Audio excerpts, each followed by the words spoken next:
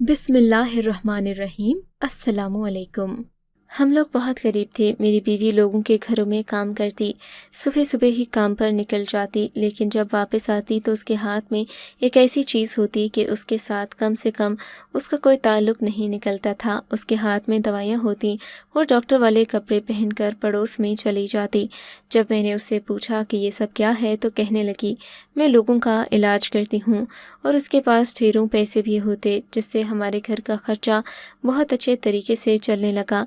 शुरू शुरू में मुझे कोई मसला नहीं था, लेकिन फिर सोचने लगा कि ज़रूर ये कोई गलत काम कर रही है, कल को मुझे भी अपने साथ किसी मुश्किल में डलवाएगी।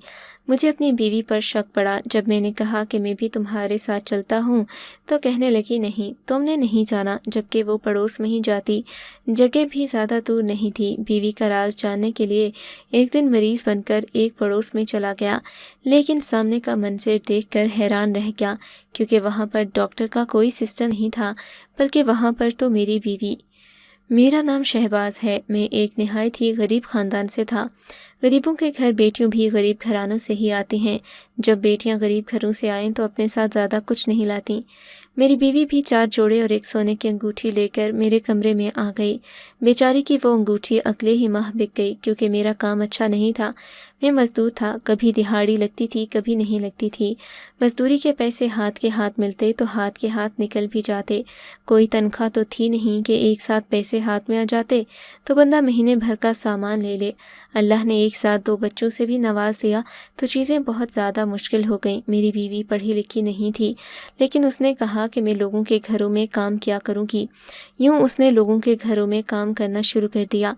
वो सुबह सवेरे पहले टाइम घर से निकल जाया करती, इसलिए मैं परेशान होता था और ये भी सोचता कि बेचारी को कितनी मेहनत करना पड़ रही है, लेकिन अपना खर्चा तो मैं कर ही लेता था। पर बच्चों का खर्च उठाना बहुत ज़्यादा मुश्किल हो गया। मेरी बीवी बहुत हसीन थी, बहुत खूबसूरत, 2 बच्चों के बाद भी दुबली पतली लगती। इतनी हसीन बीवी को किसी के घर काम करने के लिए भेजना भी बहुत मुश्किल था, लेकिन क्या किया जा सकता था। मैं ये नहीं चाहता था कि मेरी बीवी खूबसूरत होने के बावजूद भी लोगों के घरों में काम करे। उसे तो कोई भी देखता तो यही कहता कि ये नौकरानी नहीं बल्कि मालकिन है, लेकिन किस्मत ने इसे नौकरानी बना दिया था। हफ्ते बाद बीवी काम से वापस आई तो उसके हाथ में कोई चीज़ थी, जिसे देखकर हैरान हुआ। ये तो कुछ दवाइयाँ लग रही थीं। मैंने कहा, तुम इतनी सारी दवाइयाँ कहाँ से लेकर आई हो? क्या तुम बीमार हो? लेकिन अगर बीमार थी भी तो दवाइयाँ खरीदने के पैसे कहाँ से आए?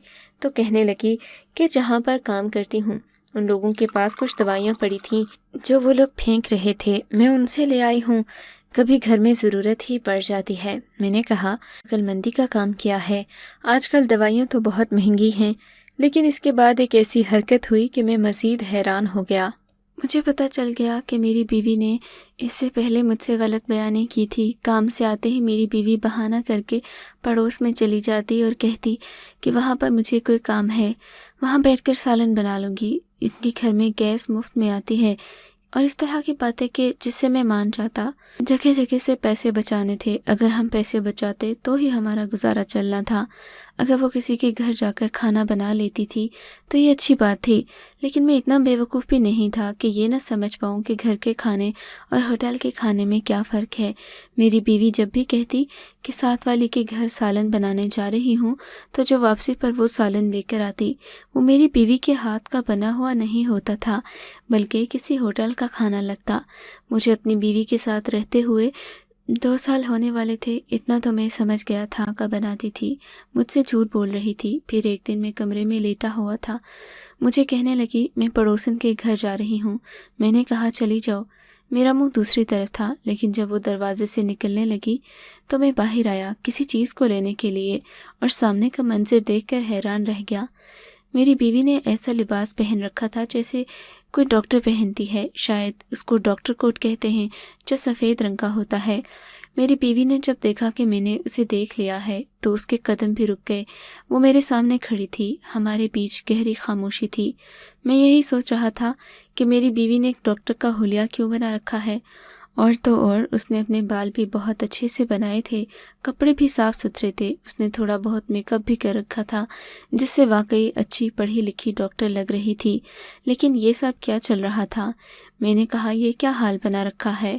میری بیوی کہنے لگی کہ میں نے تم سے جھوٹ بولا تھا، میں پڑوس میں کھانا بنانے نہیں جاتی، تمہارے لیے کھانا میں بازار سے لے آتی ہوں، میں وہاں پر لوگوں کا علاج کرتی ہوں، سب مجھے ڈاکٹر سمجھتے ہیں، اسی لیے مجھے وہاں پر جانا ہوتا ہے، اور اس ٹائم میری پڑوسن سارے مریضوں کو ایک ساتھ اکٹھا کر کے رکھتی ہے کہ ڈاکٹر صاحبہ آئیں گی، پھر میں ان کا چیک اپ کرتی ہوں۔ میں نے کہا کس قسم کی باتیں کر رہی ہو، تم ڈاکٹر نہیں ہو، پھر کیسے چیک کرتی ہو؟ تو کہنے لگی ڈاکٹر نہیں ہوں لیکن حکیم ہوں، مجھے ان چیزوں کے بارے میں پتہ ہے۔ اس بارے میں تو تھوڑا بہت اندازہ تھا کہ میری بیوی کا کوئی دادا یا نانا حکیم رہ چکا تھا، اور میری بیوی نے یہی کہا تھا کہ میں بھی حکمت جانتی ہوں، کیونکہ حکیم کو لوگ آج کل مشکوک سمجھتے تھے، اسی لیے ڈاکٹر بن کر لوگوں کا علاج کر رہی ہوں، لوگوں کو میرے علاج سے فائدہ ہوتا ہے تبھی وہ آتے ہیں، میں کسی کو دھوکہ نہیں دیتی۔ لیکن میری بیوی کا نانا دادا حکیم ہونے سے وہ خود تو حکیم نہیں بنتی تھی، پتہ نہیں لوگوں کے ساتھ کیا کر رہی۔ اس نے مجھے پیسے بھی دکھائے، شاید وہ سمجھ گئی تھی کہ مجبور انسان کی کمزوری پیسے ہی ہوتے ہیں۔ کہنے لگی دیکھو یہ پیسے میں نے کمائے ہیں، انہی پیسوں سے میں نے گھر کی چیزیں بھی لی ہیں، لیکن تم سے چھپا کر رکھی تھی، اگر ہمیں روز پیسے مل جائیں، ہمارا گزارا چلنے لگے تو پھر ہمیں کس بات کا مسئلہ ہے؟ اس نے کہا میں روز اتنے پیسے لے کر آیا کروں گی، لیکن تمہیں کام کرنے کی ضرورت نہیں ہے، بچوں کو بھی آرام سے پالیں گے۔ میں نے اسے کہا کہ ٹھیک ہے، لیکن دھیان سے سب کچھ کرنا، تمہاری پڑوسن کیا اسے بھی سب کچھ پتہ ہے؟ میری بیوی نے کہا کہ وہ میرے ساتھ ملی ہوئی ہے، مجھے اس کو بھی کچھ پیسے دینے پڑتے ہیں، لیکن اسے پیسے دے کر بھی کافی بچ جاتے ہیں۔ لیکن میری بیوی نے مجھ سے معافی بھی مانگی کیونکہ اس نے یہ سب مجھ سے چھپایا تھا، لیکن اس کے بعد وہ وہاں پر چلی گئی، میں بچوں کو سنبھالنے لگا، شام کو وہ واپس آئی کیونکہ اسے پتہ تھا کہ مجھے سب پتہ چل گیا ہے، وہ دیر سے آئی کی ہوئی تھی۔ میں نے کہا کہ بہت زیادہ تھک گئی ہو؟ تو کہنے لگی بہت زیادہ لوگ تھے، پھر اپنی ٹانگوں کو دبانے لگی۔ میں نے کہا ٹانگوں میں درد ہو رہا ہے؟ تو کہنے لگی کہ بیٹھ بیٹھ کر ٹانگوں میں درد ہو جاتا ہے۔ میں ہنس دیا اور کہا بیٹھے بھی ٹانگوں میں درد ہوتا ہے بھلا؟ اس نے کہا کہ دماغ کا کام ہوتا ہے، دماغ تھک جائے تو پھر جسم بھی تھک جاتا ہے۔ میں نے کہا تم تو واقعی ڈاکٹروں کی طرح باتیں کر رہی ہو۔ اس نے کہا میں ڈاکٹر نہ صحیح لیکن حکیم تو ہوں، میرے پاس ایسے بہت سے نسخے ہیں جن کے لیے کوئی بھی میڈیکل کمپنی ہزاروں روپے دینے کو تیار ہو جائے گی، لیکن وہ نسخے استعمال کر کے میں لوگوں کا علاج کرتی ہوں۔ مجھے ڈاکٹر بننے کا شوق تھا، وہ شوق بھی پورا ہو رہا ہے۔ میری بیوی بھی مطمئن تھی، ظاہر ہے کوئی اچھا کام ہی کر رہی تھی۔ میں اب بھی مطمئن ہو گیا تھا۔ یہیں دن گزرنے لگے۔ ایک دن مجھے میرے دوستوں نے ایک آدمی سے ملایا جو دوسرے شہر سے آیا ہوا تھا۔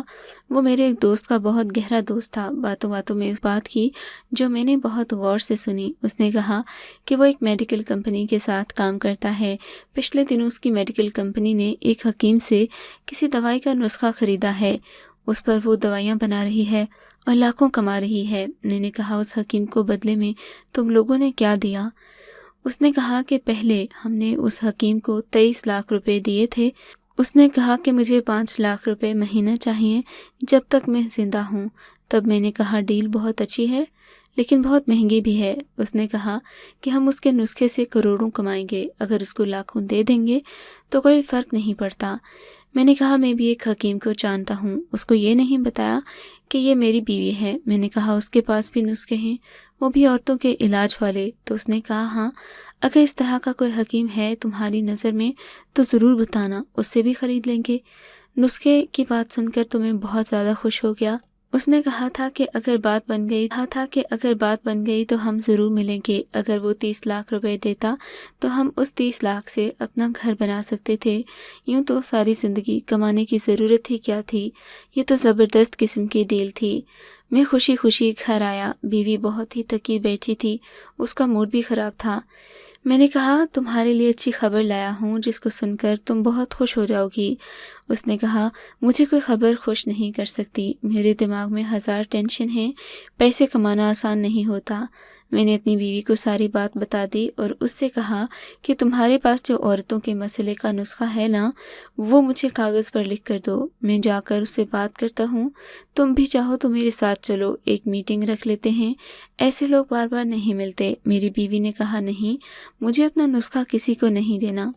मैं खुद ही लोगों का इलाज करना है। ये बात सुनकर मैं हैरान रह गया। मैंने कहा, तुम्हारा दिमाग ख़राब हो गया है? सारी ज़िंदगी इलाज करो तो कितने पैसे कमा लो? तुम शायद महीने के 50,000 से ज़्यादा भी कमा लो, लेकिन फिर भी तुम्हें बहुत ज़्यादा मेहनत भी तो करना पड़ेगी। जो सर पर तलवार लटक रही है उसका तुम क्या करोगी? लोग डॉक्टर तो नहीं हो ना? झूठी डॉक्टर बनकर तुम ये सब कर रही हो। किसी को पता चल गया और ख़बर हो गई तो क्या होगा? आजकल तो ऐसे लोगों की झूठी खबरें बनाकर टीवी पर चला देते हैं। इतनी बेइज्जती होती है कि सारे ख़ानदान वालों को पता चल जाएगा। फिर हम दोबारा ये काम नहीं कर सकेंगे, कोई हम पर भरोसा नहीं करेगा। चलो ये भी ठीक है, ये सब करना है तो तुम करती रहो। हम किसी और शहर में जाकर फिर से तुम्हारा ये वाला काम शुरू कर देंगे, लेकिन साथ में महीने के पैसे भी आते रहेंगे और एक साथ 30 लाख रुपए मिल जाएंगे। इतनी अच्छी ऑफ़र है और तुमने मुंह बना रखा है। चलो मेरे साथ, अभी उससे मिलते हैं। वो कुछ दिनों के लिए शहर में आया हुआ है, फिर वापस चला जाएगा। पता नहीं हमें दोबारा कैसे मिलेगा। मैं तो बहुत ज़्यादा खुश था। अपनी बीवी को भी मनाने की कोशिश कर रहा था, लेकिन वो इस बात पर नहीं आ रही थी। उसने कहा कि नुस्खा नहीं दूंगी, वो नुस्खा हज़ारों रुपए कमाएंगे। मैंने कहा कि हाँ कमाएंगे, तो उन्होंने इस पर मेहनत भी तो करनी है, हमें इसके पैसे मिलेंगे। मगर मेरी बीवी न मानी। मैं हैरान रह गया कि इतनी अच्छी ऑफ़र है, मेरी बीवी ने इसे ठुकरा दिया। जबकि रोज़ आती है और कहती है कि मैं थक गई हूँ, मेरे सर में दर्द हो रहा है। जब काम के बिना ही पैसे मिल रहे थे तो इसमें क्या मसला था? एक दिन मेरी बीवी घर से निकलने लगी कि बच्चे बहुत ज़्यादा रो रहे थे। बच्चों की अचानक से क्या बात होती है किसी को पता नहीं चलता। बच्चे ज़िद करके अपनी माँ को छोड़ ही नहीं रहे थे। मैंने कहा, तुम चलो, मैं इनको लेकर आता हूँ। तुम्हें देखते रहेंगे तो चुप हो जाएंगे, मैं थोड़ी देर वहीं बैठ जाऊँगा। ये बात सुनकर मेरी बीवी का रंग फक हो गया। कहने लगी, बिल्कुल भी नहीं, मैं तुम्हें नहीं ले जा सकती। वहाँ पर वैसे भी रश बहुत होता है और जरासीम होते हैं। मैंने कहा, अच्छा ठीक है, लेकिन मैंने अपनी बीवी से कहा कि आज मत जाओ, बच्चे कितनी बुरी तरह रो रहे हैं। तुम ये सब बच्चों के लिए कर रही हो, फिर बच्चों को एक तरफ रखकर क्या हासिल? पर उसका कहना था कि जाना बहुत ज़रूरी है। मुझे भी साथ नहीं जाने दे रही थी। बच्चों को छोड़ के जाने के लिए तैयार थी। पता नहीं उसे क्या हो गया था। मैंने कहा, बहुत पैसे पड़े हैं, एक दिन नहीं जाओगी तो कुछ नहीं होगा। लेकिन उसने मेरी बात नहीं मानी। मुझे भी अपने साथ लेकर नहीं गई, खुद चली गई।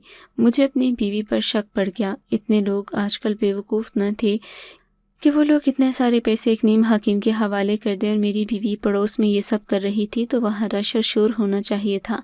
मैं एक दिन छत पर चढ़ गया। वो हमारे घर से बहुत करीब था। अगर वहाँ औरतें आती थीं, इतना रश लगा होता था, तो फिर औरतें नज़र आनी चाहिए थीं, रश भी और आवाज़ें भी आनी चाहिए थीं। लेकिन औरतों के साथ मर्द भी आते होंगे, उनको भी घर के बाहर होना चाहिए। लेकिन घर के बाहर तो और ज़्यादा खामोशी थी। यहाँ तक कोई मोटरसाइकिल वाला भी नहीं खड़ा था। घर में भी कोई नज़र नहीं आ रहा था। इस कदर खामोशी थी जैसे दोपहर का खाना खाकर सब सो गए हों। मगर फिर मेरी आंखों ने एक ऐसा मंजर देखा कि मुझे फ़ौरन नीचे झुकना पड़ा, कहीं वो लोग मुझे देख न लें।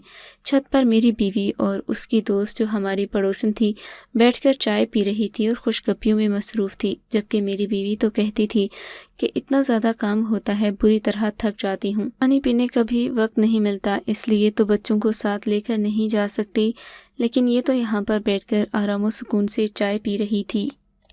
फिर मैंने इनको छुपकर देखना शुरू कर दिया। फिर वहाँ पर कुछ ऐसा हुआ कि मज़ीद हैरान रह गया।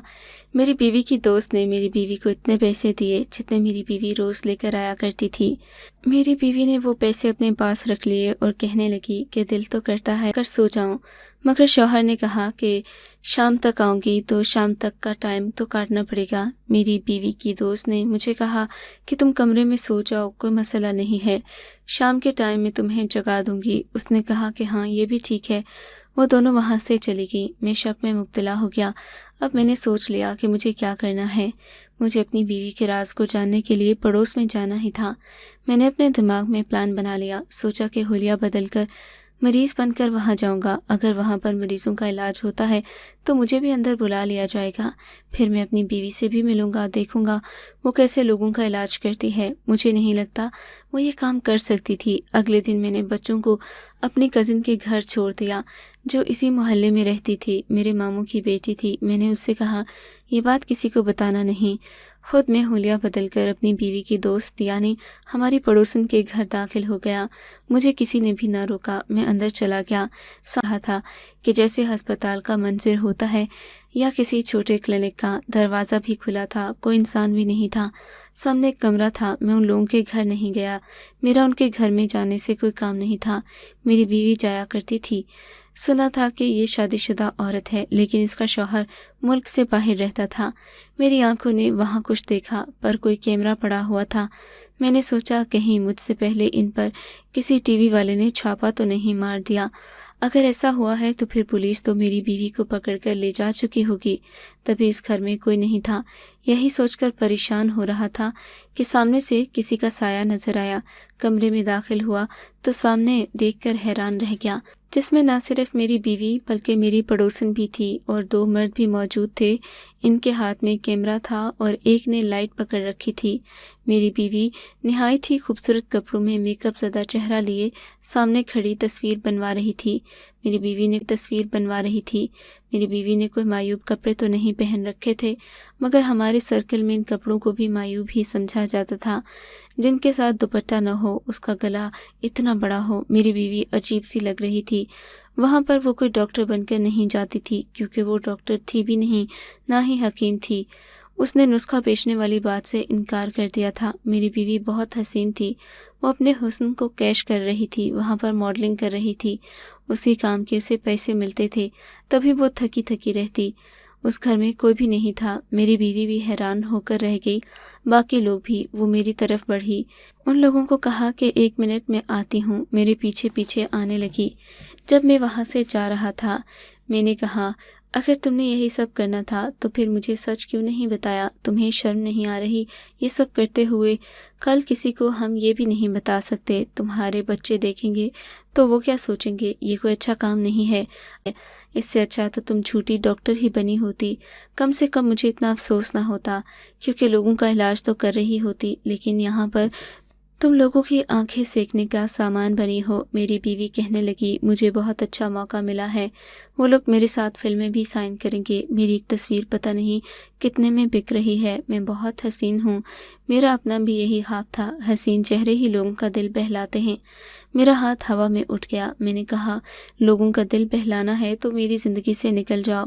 لوگوں کا دل بہلانے والی عورت میرے بچوں کی ماں نہیں رہے گی۔ میری بیوی اچانک سے بہت زیادہ پریشان نظر آنے لگی۔ میں وہاں سے آ گیا، اپنے بچوں کو بھی اپنی کزن کے گھر سے لے لیا، دروازہ نہیں کھولا۔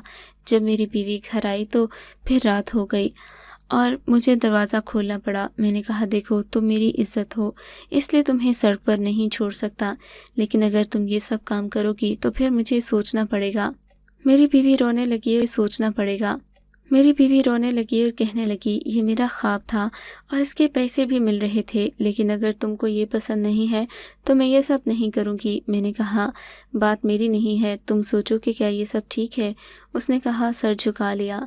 میں نے کہا کہ ہم غریب لوگ ضرور ہیں لیکن عزت دار ہیں، میں پھر سے مزدوری کروں گا اور تم گھر پر بیٹھو گی، جو بھی پیسے آئیں گے اسی سے گزارا کرنا، کم سے کم وہ پیسے محنت کے تو ہوں گے۔ میں نے اپنی بیوی کو ڈانٹا، اس نے مجھ سے بہت معافی مانگی تو میں نے اسے معاف کر دیا۔ اس کے بعد وہ دوبارہ ایسی کوئی حرکت نہ کرتی، اپنی دوست کے گھر آنا جانا بھی بند کر دیا۔